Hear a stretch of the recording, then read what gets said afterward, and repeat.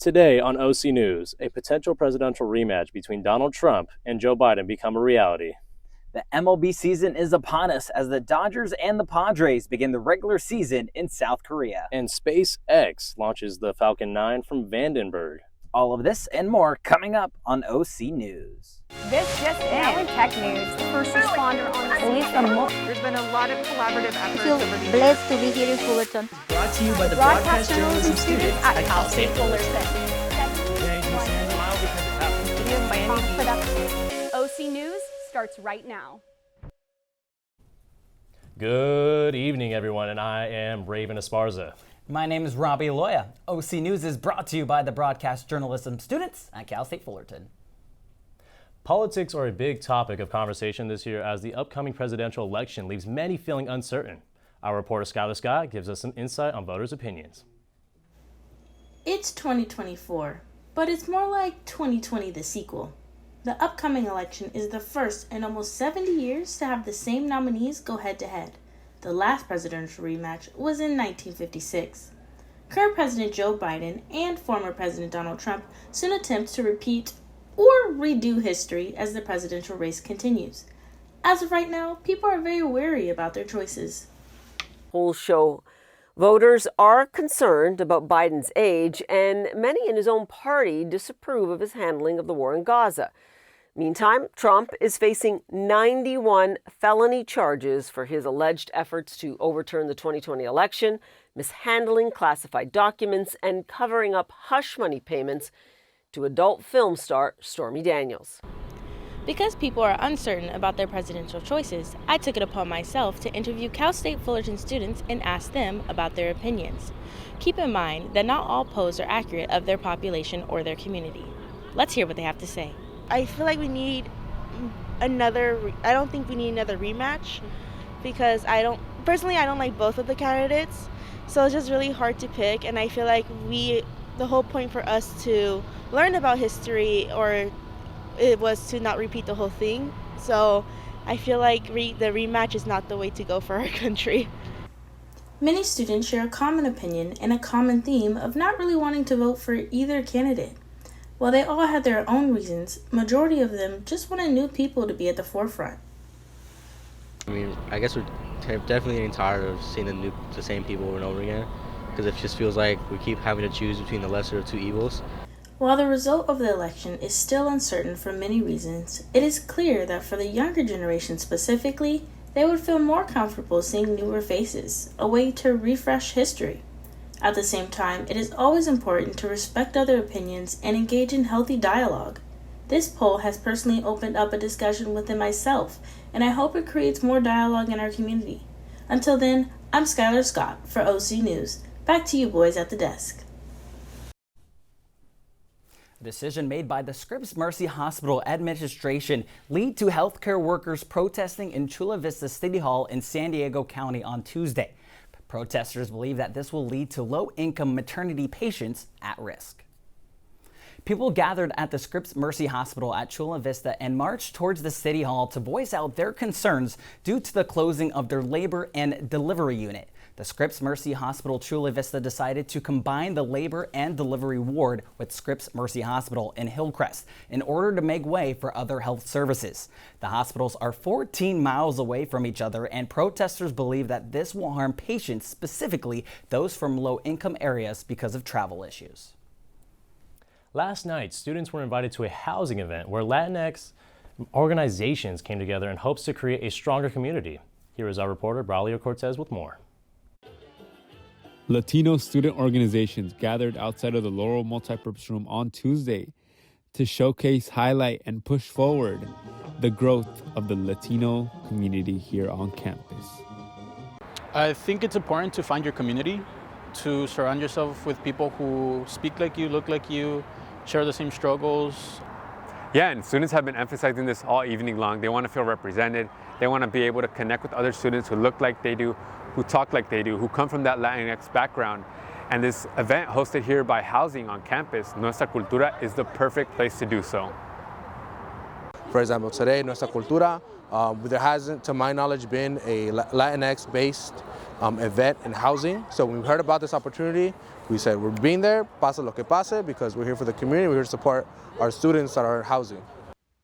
The Nuestra Cultura event is a stepping stone for students who live on campus and are currently pushing for housing to integrate a new Latinx-themed floor in one of their units. The difference between having an event like Nuestra Cultura and Discover Fest is the difference that Nuestra Cultura is really just focused on Latinx Greek orgs. So the people that come by to see our Latinx organizations are usually students that identify with the same identities as us, but at the same time, people that want to be leaders on campus. Students tabled, danced, performed in search of ways to connect and build a community here on campus. For OC News, Braulio Cortez. Vamos a bailar, and let's keep the fiesta going. Couldn't agree with you more, partner. Speaking of, we're going to dance our way to a little break as we'll have more news coming your way right after this.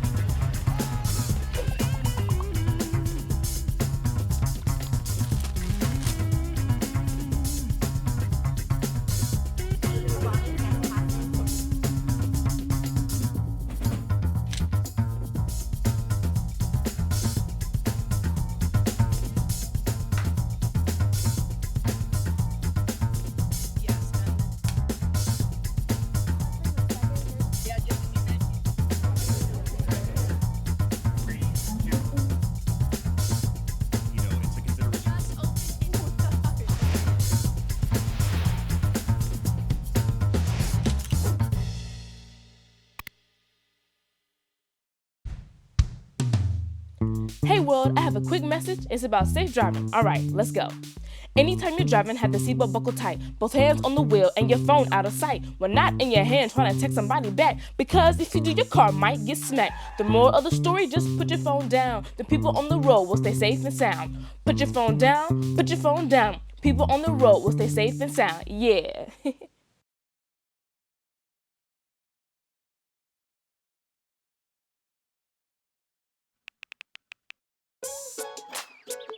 Worried about your friend, but don't know how to reach out? You could say, how are you, or get a fake tattoo. You could ask with an app if it works for you. You could chat with them in VR, it's so good. If you think you should check in, yeah, you should. Whatever gets you talking. Reach out to a friend about their mental health. Whatever gets you talking. Learn how you can help at seizetheawkward.org. Welcome back, and let's swing right into baseball. The MLB is having a world tour to different international cities throughout the year to Seoul, Mexico City, London, and the Dominican Republic. First up on the world tour is a 2-game series with the Dodgers versus Padres in Seoul, Korea. Baseball season is back with the first opening game, Dodgers versus Padres in Seoul, Korea. This game had fans watching up at 3 a.m. This 2-game series is the first stop of the MLB World Tour. Pitching this first game is Tyler Glasnow, who recently just got traded from the Tampa Bay Rays against Yu Darvish. While the game started off slow, the excitement didn't start until the 8th inning. As the Dodgers start scoring in run after run, the game ended 5-2. Dodgers win. Tune in again at 3 a.m. to catch the last game. Speaking of baseball, Ty Theron is in studio with our CSUF sports recap and some breaking news. Ty? Thank you, Raven. That's right. We had some breaking news in the baseball community this morning. Star two-way sensation Shohei Ohtani's interpreter Ippei Mizuharo has been fired by the Dodgers organization for thefts of millions of dollars. The report by the LA Times states that Ohtani's funds were used to place bets with an illegal bookmaker. We are waiting for more on that story. Over the weekend, Titans baseball took a trip down to sunny San Diego for the first Big West series of the year, facing off with last year's Big West regular season champion, UC San Diego. The Titans looking to make a statement in their conference season in the top of the fourth inning, David Nishidito singled in the first base side, scoring Colby Wallace. The scoring didn't stop there when, in the top of the fifth, Moses Guzman lead it off with a double, followed by an RBI double to right field off the bat of Eli Lopez. Heading into Game 2, where the Titans popped off for 5 runs in the top of the first inning with the bases loaded, a failed back pick resulted in the first run being scored. An errant throw by the UCSD third baseman led to 2 more runs being scored. A sac bunt scored the 4th run, then an RBI single from Luke Mistone brought home the 5th of the inning. Unfortunately for the Titans, no lead was safe. When in the top of the 5th, an RBI double brought the Titans' lead to 9-3, only to lose the game 9-10 after a collapse of the bullpen. Moving on to the final game of the series, Fullerton lost 4-2 despite an RBI single in the top of the 3rd and a solo home run later in the game. Fullerton dropped the series and falls to 1-2 in the Big West and 8-10 overall on the season.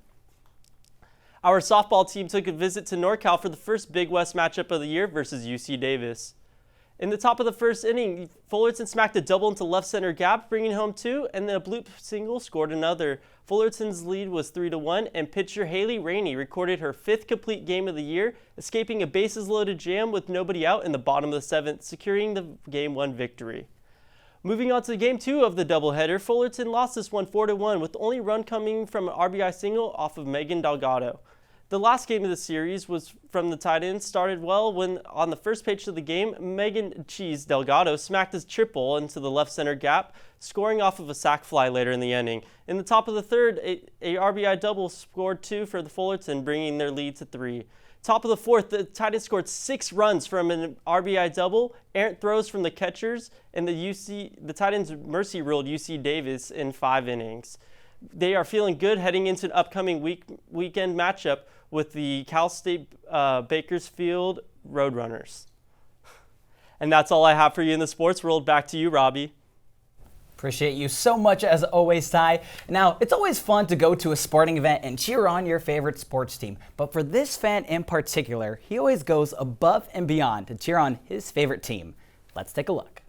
Welcome to Goodwin Field, the home of national champions, legends, and of course, yummy snacks. But for one particular fan, Goodwin Field is a place for him to cheer on his favorite baseball team.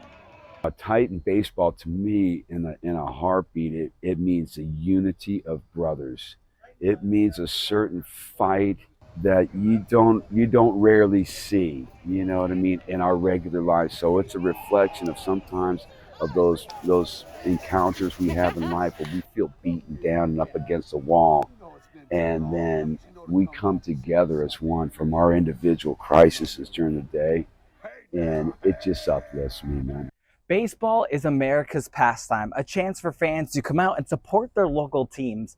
But for some people, may not realize that by supporting your favorite team, or specifically even your favorite players, that when in doubt, that could actually be the difference in winning a ball game. Keith, I mean, I feel like he hasn't missed a game since I've been here. He always brings the same energy, very positive with both teams, very supportive, has the best nicknames always, and yeah, I mean, he's great. He brings so much energy every single game. I'm going on 60, but I when I come out here, I feel 20 years old. I mix it up with the young kids. I don't ever, for Titan baseball, I don't get that what some people get, the animosity towards everybody else. That's only me there. From the Titans, I get love, spirit, and unity. Just cherish the game, respect for your opponent. And that respect for the opponent doesn't mean just let them roll on you. No, you respect your opponent, you be equal to the job of competing against them. And so that's what they bring to me. This is Robbie Loya, OC News.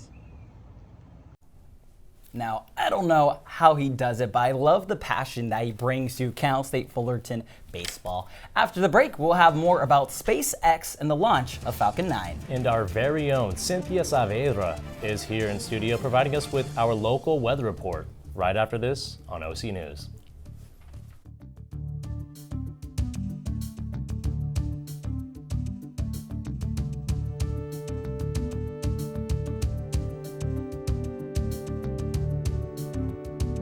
Stem is precise, no margin for error.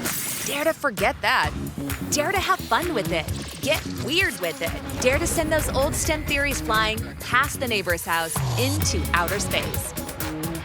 Dare to program something internet-breaking, record-breaking. Dare to blow their minds. Dare to learn the difference between sedimentary and metamorphic rock. Go find those rocks. Dare to keep daring. Dare to STEM. Check out She Can STEM to get started. I don't think that many kids in my son's school even do it. He makes fun of his friend who vapes. He would never try it. She's into soccer. She's on the honor roll. She's just not the type. No way. No way. No way. No way, my kid would never vape. Get your head out of the cloud. Today, nearly 8,000 kids will start vaping. Maybe even yours. Learn about the dangers at talkaboutvaping.org. What does it take to discover the greatness within you? It takes resilience. When I first got to Cal State Fullerton, I felt lost. Then I found my community. It was like a caring family cheering me on. I wasn't sure about being a chemist. My professor showed me I could. People believed in me here, and I learned to believe in myself. Discover the resilience within you at Cal State Fullerton. Welcome back. And did you see a streak in the sky last night? Or on Monday night?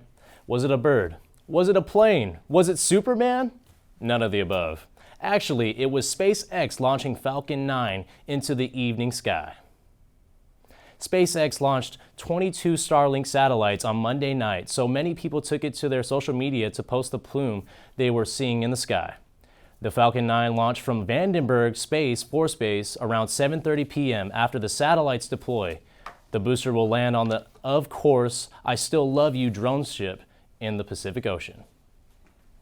Speaking of things in the sky, the sun is out and the flowers are now blooming on the trees. And of course, that means spring is finally here. Let's see what else is in the sky with our weather reporter, Cynthia Saavedra. Happy spring, everyone. I'm Cynthia Saavedra, your weather girl, here to bring you the latest on the weather forecast. It's officially the first day of spring. The birds are chirping, the sky is blue, and the cherry blossoms are blooming. And now the sun will be out longer for us to enjoy the spring equinox. If you're hoping for an early spring this year, you're in luck. Not only did the groundhog correctly predict an early spring, but the season also begins one day earlier on the calendar. The vernal equinox arrived at 7:06 p.m. Pacific Standard Time on Tuesday night, making the end of winter and the first day of spring in the northern hemisphere. Usually the equinox falls on the 20th of the month, but because it's leap year, it's a day early in 2024. Spring blooms also bring allergies, so allergy season is here. So make sure you have those tissues by your side.